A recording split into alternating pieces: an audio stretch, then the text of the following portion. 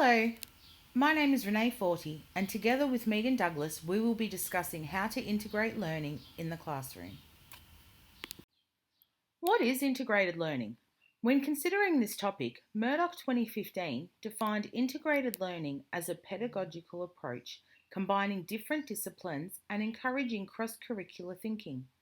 This means incorporating learning topics into several lessons over time to ensure that students receive multiple exposures to topics.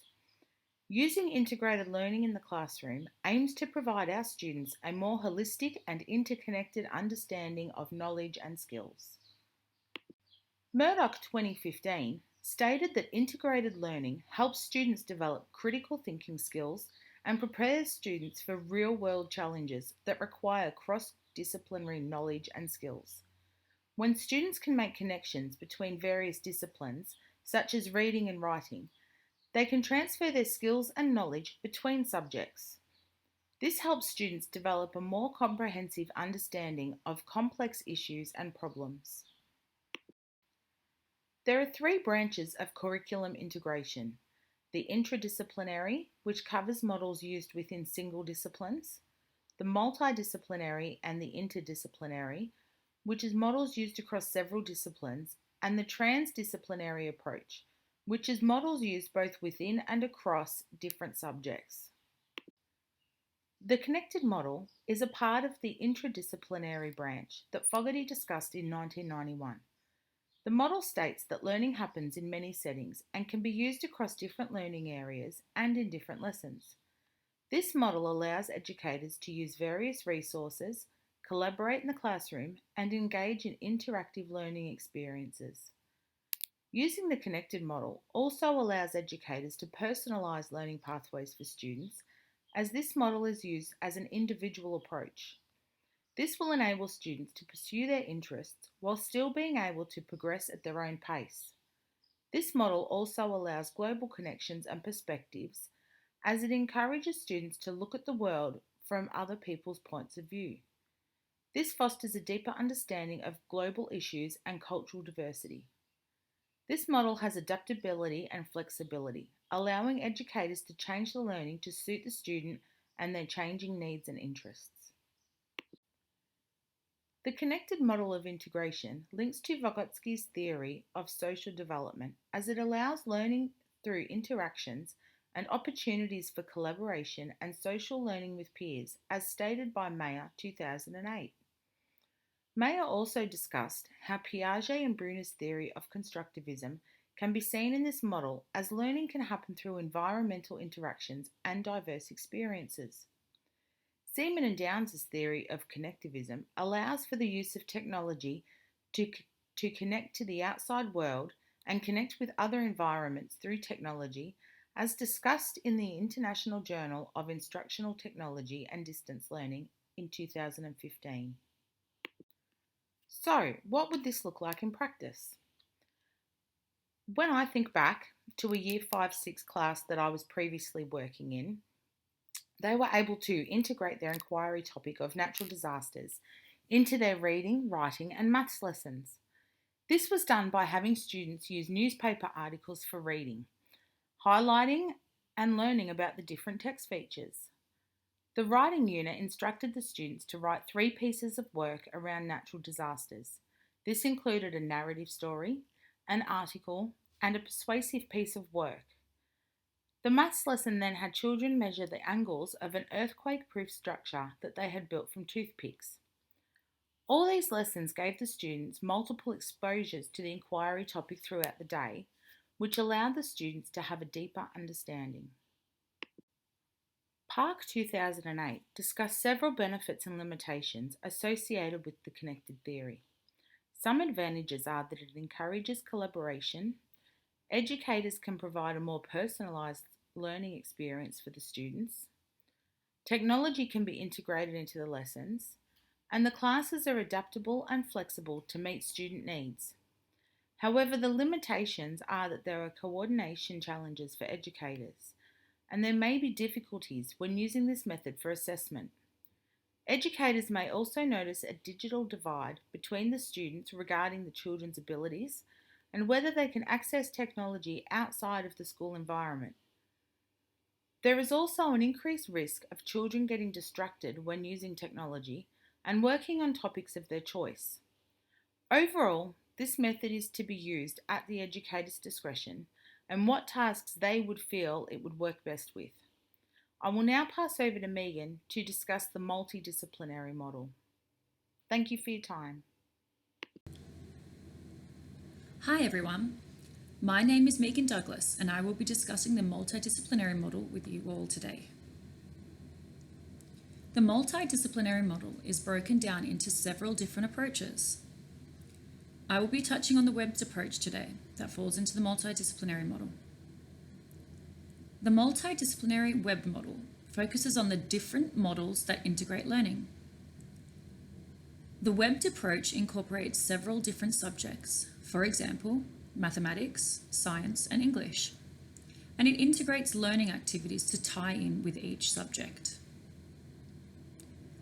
The multidisciplinary web model requires teachers to strategically and consciously sequence the students' learning concurrently over multiple different learning subject areas to create a meaningful and successful learning experience.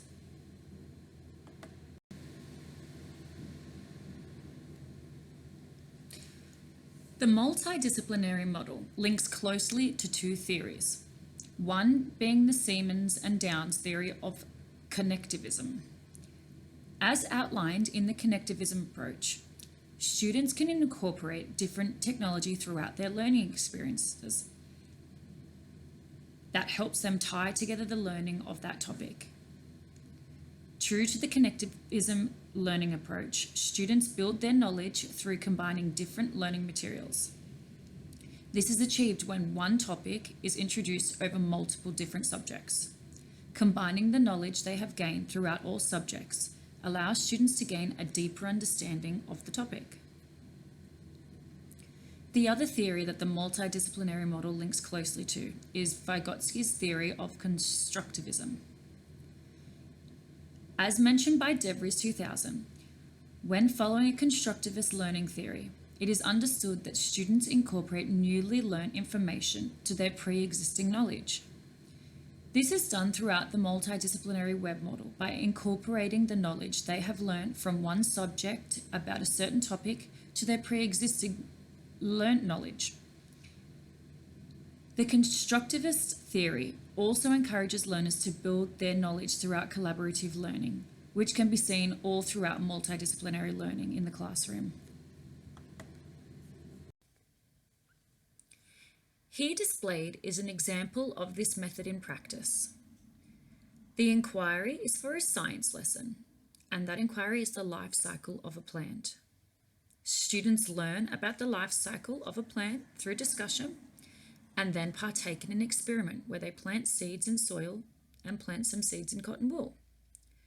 Students are asked to make a prediction on which one they think will grow. This can then be integrated into a mathematics lesson.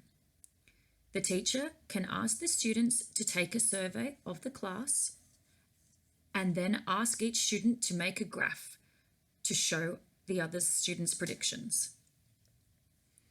This can then also be integrated into a literacy lesson by having children write a recount about the process and to ask them to discuss their predictions and why they predicted that.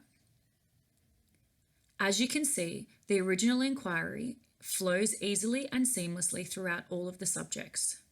This is a successful example of the webbed method.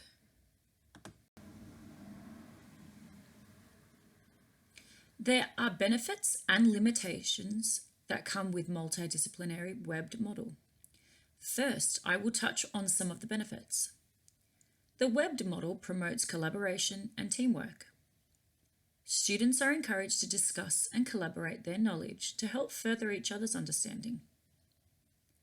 Another benefit of the web model is that there is potential to incorporate technology throughout the learning activities, as the teacher can incorporate the students' interests to create meaningful learning experiences. Now I will touch on some of the limitations. As we are all aware, all students' learning styles are different, So there is the possibility of students falling behind if their learning styles do not mesh. For example, the web method incorporates a lot of collaborative learning. For some students, that may not complement their learning style, and they may fall through the crack. Another limitation is that it can become distracting and confusing. Following the same idea throughout multiple disciplines can become confusing to some students and what their focus should be on. To summarize, integrated learning is a holistic pedagogical approach that encourages the cross-curricular interconnections to further the learner's knowledge and skills. Integrated learning helps learners with the development of critical thinking skills, as it encourages students' cross-curricular thinking and therefore helps to gain a comprehensive understanding of complex issues. While there are benefits and limitations of the models within integrated learning, if it is integrated throughout the curriculum carefully and consciously, it can create a successful learning environment. Thank you so much for taking the time to listen to this professional development resource. We hope that this resource will help you in taking the steps to implement integrated learning methods within the curriculum to better support your students' educational needs. Please feel free to reach out to Renee or myself should you have any further questions or comments that we can assist you with. Thank you.